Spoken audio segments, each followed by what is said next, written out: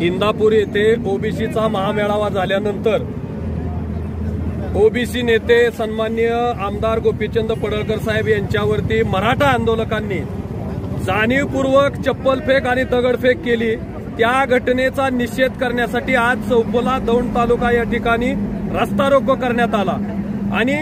या महाराष्ट्रामध्ये असणारी गावबंदी आणि गुंडगिरी ही जुगारून टाकण्यासाठी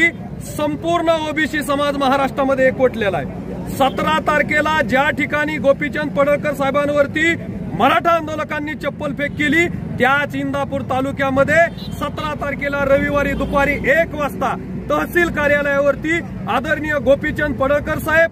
समीर भुजबळ साहेब यांच्या उपस्थितीमध्ये महामोर्चाचं आयोजन इंदापूर तहसील कार्यालयावरती आम्ही केलेलं आहे आणि महाराष्ट्रातील ओबीसी समाजाला आजच्या या रस्ता रोकोच्या माध्यमातून आम्ही आवाहन करतो की सर्वांनी रविवारी इंदापूरला यावं आणि आपली ताकद या मुजूरशाहीच्या विरोधामध्ये दाखवून द्यावी, असंही आज आम्ही या ठिकाणी आवाहन केले।